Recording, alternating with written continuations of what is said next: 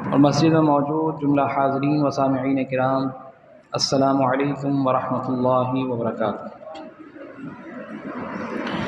اللہ تعالیٰ کا بے پناہ احسان ہے کہ اللہ رب العزت نے اپنی رحمتوں کا نزول فرمایا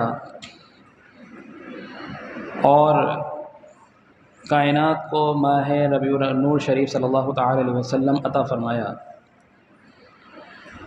کہ وہ مہینہ ہے کہ جس میں اللہ رب العزت نے اپنا محبوب اس دنیا میں مبعوث فرمایا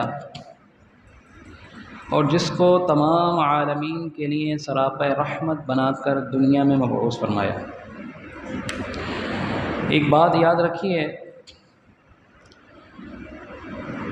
کہ ہم سورہ فاتحہ میں پڑھتے ہیں کہ الحمدللہ رب العالمین، کہ اللہ رب العزت تمام عالمین کا پالنے والا ہے، اللہ تمام عالمین کا رب ہے، پالنے والا ہے، کہ جس نے تمام کائنات کو، جمی انسانوں کو، جنات کو، جتنی بھی مخلوقات ہیں ان کو تخلیق فرمایا، پیدا فرمایا اور رفتہ رفتہ رفتہ رفتہ ان کو اپنی کمال حد تک پہنچا دیا۔ جس طرح دنیا میں جب ہم دیکھتے ہیں زمین کے اندر بیج ڈالا جاتا ہے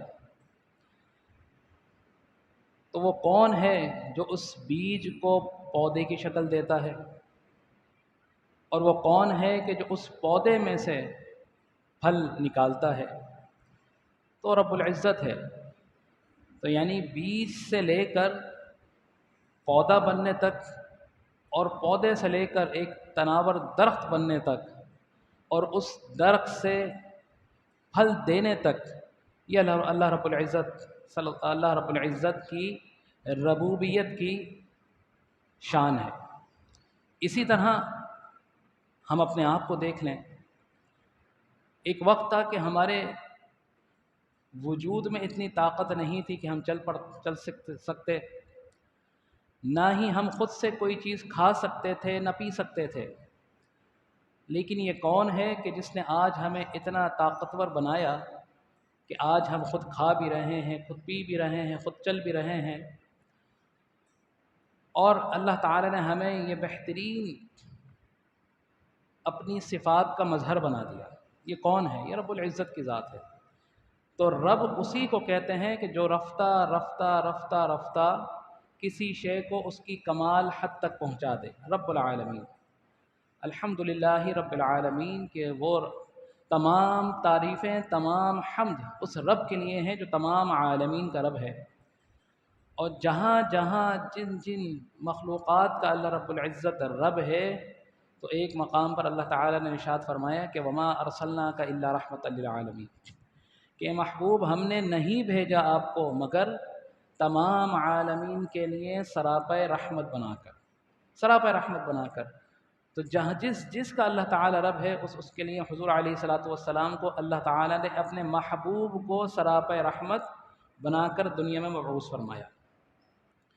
تو یہ ربیع النور شریف کا مہینہ حضور علیہ الصلاۃ والسلام کی پیدائش سے نسبت رکھتا ہے۔ تو اسی مہینے کو اس لیے عشاقان رسول صلی اللہ تعالی علیہ وسلم اہمیت دیتے ہیں اور اس کو سیلیبریٹ کرتے ہیں۔ کیوں کرتے ہیں؟ کیونکہ اللہ تعالیٰ خود قرآن پاک میں ارشاد فرما رہا ہے کہ وَاذْكُرُوا نِعْمَتَ اللَّهِ عَلَيْكُمْ، کہ میری نعمتوں کو ذکر کرو، یاد کرو۔ تو اے اللہ کس طرح یاد کریں، کس طرح ذکر کریں؟ خود اللہ تعالیٰ قرآن میں ارشاد فرما رہا ہے کہ وَأَمَّا بِنِعْمَةِ رَبِّكَ فَحَدِّثْ، کہ اس طرح میری نعمتوں کا ذکر کرو کہ ان کا ذکر تنہائی میں نہ کرنا، فحدث چرچا کر کے کرنا، بیان کرنا۔ اور چرچا کس طرح کیا جاتا ہے؟ مجمع عام کے اندر کیا جاتا ہے۔ مجمع عام کے اندر اعلان کر کر کے کسی چیز کی، کسی نعمت کا اعلان کیا جاتا ہے، چرچا کیا جاتا ہے۔ تو اے اللہ ہم چرچا بھی کر رہے ہیں، تو چرچا کرنے کی کس طرح چرچا کریں؟ آیا کہ صرف شور مچائیں؟ کس طرح کریں؟ تو اللہ تعالیٰ خود قرآن میں ارشاد فرما رہا ہے کہ قل بفضل اللہ وبرحمتہ فبذلک فلیفرحوا ھو خیر مما یجمعون، کہ اے محبوب آپ فرما دیجئے کہ جب اللہ کا فضل اور اس کی رحمت آئے تو اے مومنو تمہارا طریقہ کیا ہونا چاہیے؟ خاموش نہیں رہنا، چپ نہیں بیٹھنا، فلیفرحوا، خوشی کا اظہار کرنا، اور یہ خوشی کا اظہار اس طرح کرنا کہ جو کچھ بھی تم نے جمع کیا ہے اس خوشی کا اظہار اس جمع کرنے سے بہتر ہے، اس سے بہتر ہے۔ معلوم یہ ہوا کہ اس جملے کے اندر وہ تمام باتیں سمو دی گئیں کہ اگر تمہارے پاس مال ہے تو مال بھی خرچ کرو۔ حضور کی یہ جو میں نے نعمت عظمیٰ، رحمت اللہ تعالیٰ نے عظیم تم پر عطا فرمائی ہے کہ اللہ تعالیٰ نے وما ارسلناک الا رحمت للعالمین، کہ نہیں بھیجا ہے محبوب آپ کو مگر تمام عالمین کے لیے رحمت بنا کر۔ تو یہ معلوم ہو گیا کہ اللہ تعالیٰ کی سب سے عظیم رحمت کون ہے؟ حضور علیہ الصلوۃ والسلام کی ذات و برکت۔ تو اللہ تعالیٰ کی جو عظیم نعمت ہے، جو رحمت ہے، اس کا چرچا کرنا، خوشی منانا، تمام جتنی بھی آپ نے زندگی میں جمع کیا پونجی ہے اس سے خرچ کرنے سے بہتر ہے۔ اب اس میں مال خرچ کریں، اپنی طاقت صرف کریں، جس طرح بھی کریں، لیکن خوشی منائیں، کیونکہ اللہ تعالیٰ کو خوشی منانا بڑا پسند ہے۔ اب آئیے سورہ آل عمران کی طرف، جو درس قرآن ہمارا سلسلے کے مطابق چل رہا ہے الحمدللہ۔ یہ آیت کریمہ جو ربیع الاول مہینے کے اندر یہ آیت مبارکہ آئی کہ قل ان کنتم، کہ اے محبوب آپ فرما دیجیے۔ قل کا جو لفظ ہے نا، یہ قل کا لفظ جب آپ اس کی تحقیق کریں تو یہ بڑی شان رکھتا ہے۔ قل، آپ فرما دیجیے۔ قل هو اللہ احد، کہ محبوب آپ کہہ دیجئے، آپ فرما دیجئے احد، کہ اللہ ایک ہے۔ کہ اللہ خود نہیں کہہ سکتا تھا کہ میں ایک ہوں؟ کیا خود نہیں کہہ سکتا تھا؟ لیکن اللہ نے کہا کہ اے محبوب آپ فرما دیجئے کہ اللہ کو توحید بھی وہ پسند ہے جو حضور علیہ الصلوۃ والسلام کی زبان اقدس سے ظاہر جو بیان ہے، اللہ کو وہی توحید پسند ہے۔ تو اب آئیے اللہ تعالیٰ ارشاد فرما رہا ہے کہ قل ان کنتم تحبون اللہ فاتبعونی یحببکم اللہ، کہ اے لوگو کہ دو تم اللہ سے محبت کا دعویٰ کرتے ہو۔ ہم تمام انسانوں کا یہ دعویٰ ہے کہ ہم اپنے رب سے محبت کرتے ہیں، ہم اپنے رب کی رضا چاہتے ہیں۔ ہر انسان کو، آپ کا کیا مطلوب ہے؟ ہر انسان کا یہ مطلوب ہے۔ تو اگر غور و فکر کرے کہ جی میری دنیا بھی اچھی ہو جائے اور میری آخرت بھی اچھی ہو جائے، دنیا کے معاملات بھی میرے ٹھیک ہو جائیں اور آخرت کے معاملات بھی ٹھیک ہو جائیں، اور وہ معاملات کس صورت میں ٹھیک ہوں گے؟ کہ جب ہمارا رب ہم سے راضی ہوگا۔ اگر اللہ ہم سے راضی ہو گیا تو دنیا بھی سنور گئی اور آخرت بھی سنور گئی۔ یہ اللہ تعالیٰ کی رضا انسان کو مطلوب ہے، لیکن خدا کی قسم اللہ کیا چاہتا ہے؟ اس آیت میں اللہ تعالیٰ خود ارشاد فرما رہا ہے کہ قل، اے محبوب آپ فرما دیجئے، ان کنتم، کہ وہ لوگ جو کہتے ہیں تحبون اللہ، کہ ہم اللہ سے محبت رکھتے ہیں، محبت کرتے ہیں، فاتبعونی یحببکم اللہ، کہ ان سے فرما دیجئے کہ فاتبعونی، اگر جو لوگ بھی اپنے رب سے محبت کا دعویٰ کرتے ہیں تو دعوے کی ایک ہی دلیل ہے، اور کیا؟ فاتبعونی، کہ میری پیروی کرو، میری اتباع کرو، یعنی کہ میں جو اللہ کا محبوب ہوں میری پیروی کرو گے تو یہ دعویٰ سچ ہوگا کہ تم اللہ سے محبت کرتے ہو، تم اللہ سے محبت کرتے ہو، تو یہ میری پیروی کرنا یہ اس دعوے کی دلیل ہے۔ اور جس نے میری پیروی کر لی، فاتبعونی، جس نے میری اتباع کر لی، میری پیروی کر لی، تو اس کا ثمر کیا ہے؟ ہمارا یہ دعویٰ ہے کہ ہم اللہ سے محبت کرتے ہیں، ہماری یہ خواہش ہے کہ ہم اللہ سے محبت کریں، اللہ کو اپنا محبوب بنا لیں، ہمارا یہ دعویٰ ہے۔ لیکن جو حضور علیہ الصلوۃ والسلام کی اتباع کرے، حضور علیہ الصلوۃ والسلام سے محبت کرے، حضور علیہ الصلوۃ والسلام کو اپنا محبوب بنا لے، حضور علیہ الصلوۃ والسلام کی غلامی میں اپنے آپ کو فنا کر دے، تو اس کا ثمر کیا ہے؟ تو دعویٰ یہ کرتے ہیں کہ اللہ سے محبت کرتے ہیں، جس نے اللہ کے محبوب کی اتباع پیروی کر لی تو پھر اللہ تعالیٰ دعویٰ کر فرما رہا ہے کہ یحببکم اللہ، کہ پھر تم مجھ سے محبت کا دعویٰ نہیں کرو گے، میں اللہ رب ہو کے میں یہ دعویٰ کرتا ہوں کہ میں تمہیں اپنا محبوب بنا لوں گا، کہ اپنے بندوں کو میں اپنا محبوب بنا لوں گا۔ کس شرط کیا ہے؟ کہ میرے محبوب کی اتباع، میرے محبوب کی پیروی، میرے محبوب کو اپنا محبوب بنا لو، میرے محبوب کو۔ انسان کو سب سے زیادہ محبوب کیا چیز ہوتی ہے؟ اس کی اولاد ہوتی ہے، اس کے ماں باپ ہوتے ہیں۔ اگر دنیاوی طور پر دیکھا جائے تو پھر کچھ لوگوں کو ان کی مال دولت بھی بڑی محبوب ہوتی ہے، اس کی شہرت، منصب، مراتب بڑے محبوب ہوتے ہیں، ان کو نہیں چھوڑنا چاہتے۔ تو انسانوں کو بڑی جو ہے ان کی مال اولاد، ان کی عزت آبرو بڑی محبوب ہوتی ہے، اور وہ یہ چاہتے ہیں کہ میری ماں میری اولاد کو کسی قسم کا کوئی جو ہے تکلیف نہ پہنچے۔ اور اس کی بہت سی صورتیں ہیں، ماشاءاللہ سب صاحب اولاد ہیں، اور سب اس پریکٹیکل سے گزرے ہوں گے کہ اگر کسی کے بچہ کسی تکلیف میں ہو اور وہ رات بھر نہ سو سکے تکلیف میں، تو کیا اس کے والدین کو نیند آ جائے گی؟ نہیں آتی۔ کیا وجہ ہے؟ کہ محبت ہے اولاد کی، ایک فطری تقاضا ہے، ایک فطری تقاضا ہے انسان کا کہ اس کو اپنی اولاد سے محبت ہوتی ہے۔ ماں سرد مہینے ہیں، اگر بچہ وہاں پیشاب کر لیتا ہے، حالانکہ پیشاب بچے نے کیا ہے، لیکن ماں کی ممتا اور محبت اس طرح ہوتی ہے کہ اس گیلی جگہ پر خود سو جائے گی لیکن اپنے بچے کو اپنی جگہ پر سلا دے گی۔ اس کی وجہ کیا ہے؟ کہ اس کو اپنے اولاد سے اس سے محبت ہے، ایک فطری تقاضا ہے۔ لیکن کیا قرآن اور احادیث کیا کہتی ہیں کہ حضور علیہ الصلاۃ والسلام سے محبت کی تقاضا کیا ہے؟ کبھی جاننے کی کوشش کی؟ تو حضور علیہ الصلاۃ والسلام ارشاد فرماتے ہیں، بہترین حدیث مبارکہ ہے کہ لا یؤمن احدکم حتی اکون الیہ احب الیہ من والدہ وولدہ والناس اجمعین، کہ اے میرے صحابہ، اے میرے مومنین، اور جو مجھ سے غلامی کا دم بھرتے ہیں، جو مجھ سے محبت کا دم بھرتے ہیں، ایک قانون، ایک پیمانہ سیٹ کر دیا کہ لا یؤمن، کہیں کوئی مومن ہو نہیں سکتا، احدکم تم میں سے، حتی یہاں تک کہ اکون الیہ من والدہ وولدہ والناس اجمعین، کہ وہ شخص اس وقت تک کامل ایمان والا نہیں ہو سکتا کہ جو اپنی اولاد سے اور اپنے والدین سے یعنی اپنے ماں باپ سے زیادہ، والناس اجمعین، اور تمام لوگوں سے زیادہ میری محبت، مجھ سے محبت نہ کرے، تمام لوگوں سے زیادہ مجھ سے محبت نہ کرے، یعنی اولاد بھی آ گئی، والدین بھی آ گئے، اور اس کے بعد پوری دنیا، والناس اجمعین کے کہ تمام دنیا کو شامل کر لیا، کہ باپ ہو، ماں ہو، اولاد ہو، پوتے پوتیاں ہوں، نواسے نواسیاں ہوں، جو بھی ہوں، اے انسان، اے حضور علیہ الصلاۃ والسلام سے محبت کا دم بھرنے والے، پیمانہ حضور سے عشق کا ہے یہ ہے کہ جب تک تیرے دل میں حضور کی محبت اس حد تک نہ بلند ہوگی کہ اپنے والدین سے، اپنی آل اولاد سے، اپنے مال و دولت سے اور تمام لوگوں سے زیادہ جب تک میرے محبوب سے تو محبت نہیں کرے گا، اس وقت تک تیرا ایمان کامل نہیں ہوگا۔ یہ ہے پیمانہ حضور سے محبت کا، حضور سے محبت کا۔ تو یہ ہے پیمانہ۔ آج کل کہ ہم حضور سے، اپنے آقا علیہ الصلاۃ والسلام سے اتنی محبت کرتے ہیں، سوچنے کا وقت ہے کہ محبت کرتے ہیں کیوں؟ کہ آج کے دور میں تو ہمیں صرف ان باتوں پر لگا دیا گیا کہ بھئی ربیع النور شریف صلی اللہ تعالی علیہ وسلم آ گیا، آقا علیہ الصلاۃ والسلام کی پیدائش کا جشن منا رہے ہیں، اس مہینے میں کیوں خاص منا رہے ہیں؟ یہی مہینہ کیوں خاص ہے؟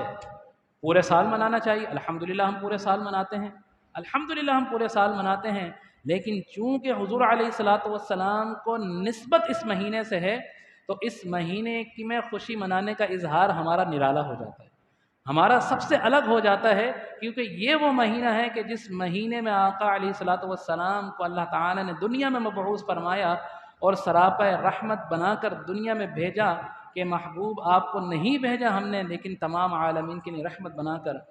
اور یاد رکھیے فاتبعونی، اتباع کا لفظ ہے، اور اگلی آیت میں اللہ تعالی ارشاد فرما رہا ہے کہ واطیعوا اللہ واطیعوا الرسول، کہ اللہ کی اطاعت کرو، اللہ کے رسول کی اطاعت کرو۔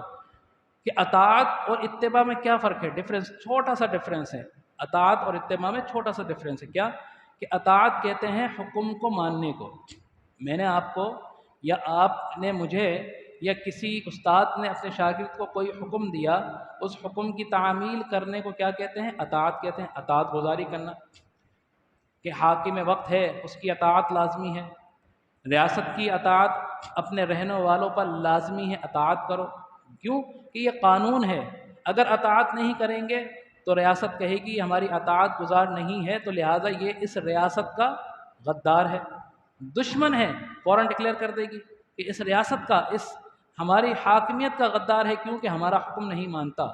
تو کسی حکم کو ماننا، اللہ تعالیٰ نے ارشاد فرمایا اقیموا الصلاۃ، یہ حکم ہے، نماز قائم کرو، اس حکم کو ماننا ہے، وآتوا الزکاۃ، زکوٰۃ ادا کرو، اس حکم کو ماننا ہے، رمضان مبارک کے روزے فرض کیے گئے، روزے رکھو، اس حکم کو ماننا ہے۔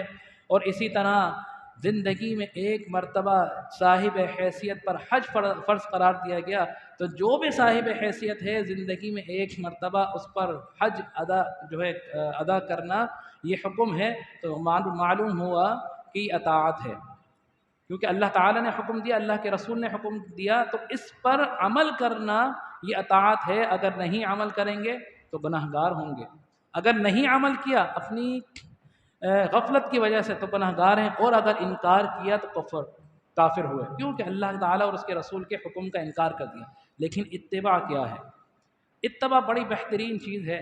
یہ حدیث مبارکہ آپ کے سامنے پیش کر دوں، پچھلے ہفتے بھی پیش کی تھی کہ حضور علیہ الصلوۃ والسلام ایک مقام پر کھانا تناول فرما رہے تھے، آپ کے صحابہ کرام آپ کے ساتھ موجود تھے۔ تو حضور علیہ الصلوۃ والسلام کھانا کھاتے کھاتے، ہمارے ساتھ بھی ہوتا ہے کہ ہم کہیں اسپیڈ سے اگر ہمیں جانا ہو، کہیں جلدی ہو، تو ہم تھوڑا تیز کھانا کھاتے ہیں، تو اس میں بعض اوقات کیا ہوتا ہے کہ کوئی بھی لقمہ، کوئی بھی نوالا ذرا سا گر جاتا ہے، بعض اوقات ایسا ہوتا ہے گر جاتا ہے زمین پر یا نیچے، تو اس میں دو چیزیں ہوتی ہیں، اٹھا کے لوگ سائڈ میں رکھ دیتے ہیں یا ڈسٹ بن میں ڈال دیتے ہیں۔ تو حضور علیہ الصلوۃ والسلام کے پیارے صحابی حضور علیہ الصلوۃ والسلام سے اتباع کی بہترین مثال ہے کہ آپ کھانا تناول کر رہے ہیں اور کھانا کھاتے کھاتے ایک لقمہ زمین پہ گر گیا حضور کے صحابی کا، تو انہوں نے کیا کیا کہ وہ لقمہ زمین سے اٹھایا اور اس پر پھونک ماری، بسم اللہ پڑھی اور کھا گئے۔ اب جب انہوں نے کھا لیا تو ان کے ساتھ جو لوگ موجود تھے ان میں سے کسی نے کہا کہ آپ نے اس طرح کا عمل کیوں کیا؟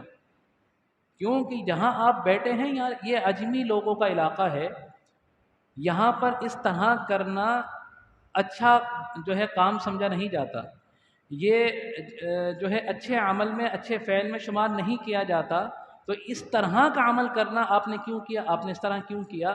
کیونکہ یہاں پر یہ رائج نہیں ہے، یہاں کے لوگ اس کو برا مانتے ہیں۔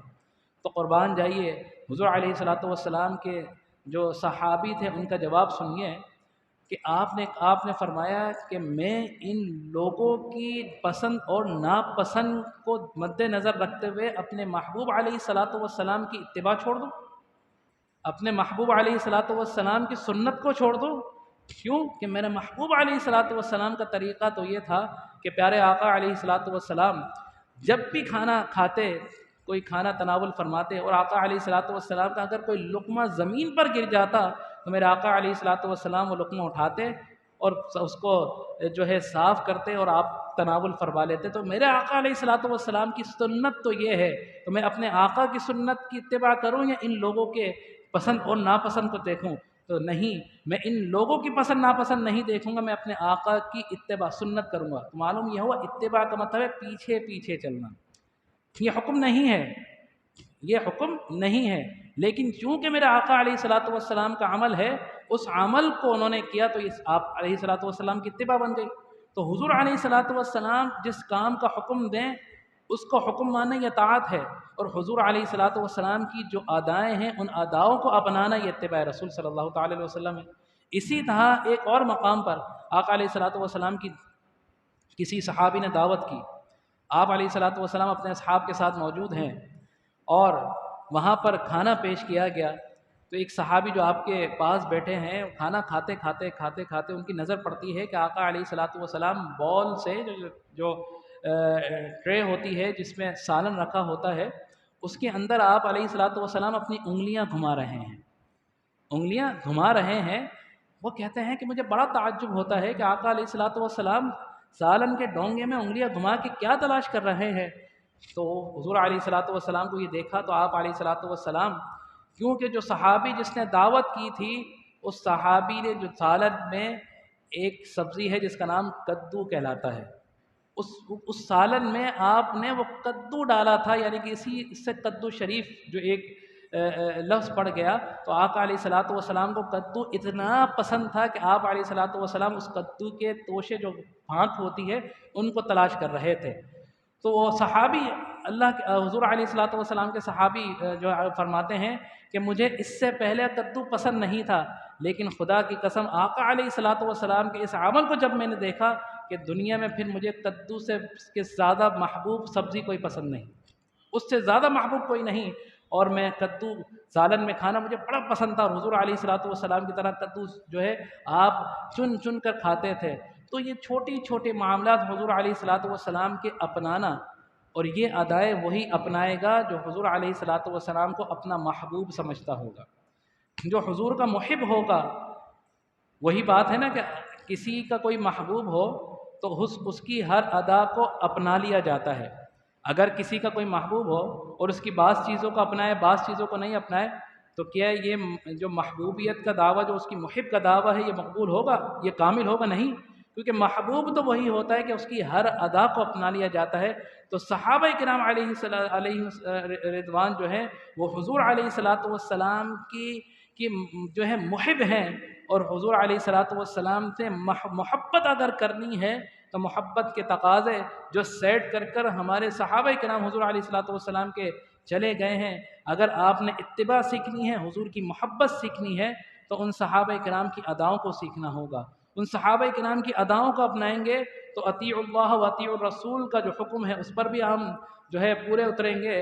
اور قل ان کنتم تحبون اللہ فاتبعونی یحببکم اللہ ویغفر لکم ذنوبکم واللہ غفور رحیم، کہ اللہ نے فرما دیا کہ اے محبوب آپ فرما دیجئے کہ جس نے مجھ سے محبت کا دعویٰ کیا، اس کا محبت کا دعویٰ اس وقت تک مقبول کامل نہیں ہو سکتا کہ جب تک وہ آپ کی اتباع نہ کرے۔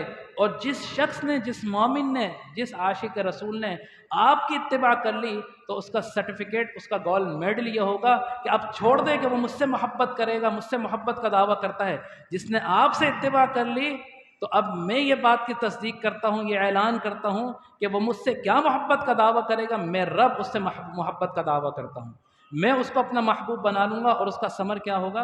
وَيَغْفِرْ لَكُمْ ذُنُوبَكُمْ وَاللَّهُ غَفُورٌ رَحِيمٌ۔ اور جو اللہ کا محبوب بن جائے تو پھر اللہ تعالیٰ اس کے جتنے بھی معاملات ہوں گے، چاہے وہ گناہوں کے معاملات ہوں، کس کے معاملات ہوں، وَيَغْفِرْ لَكُمْ ذُنُوبَكُمْ، کہ میں تمہارے تمام گناہوں کو بخش دوں گا، معاف فرما دوں گا، واللہ غفور رحیم، اور اللہ تعالیٰ تمام جو ہے بہت بہترین غفور اور رحیم، درگزر فرمانے والا، رحم فرمانے والا ہے۔ پھر بات وہیں آ گئی کہ جو محبوب ہوتا ہے اس کی تمام اداؤں کو اس کی بری عادتوں کے ساتھ بھی اس کو لے لیا جاتا ہے۔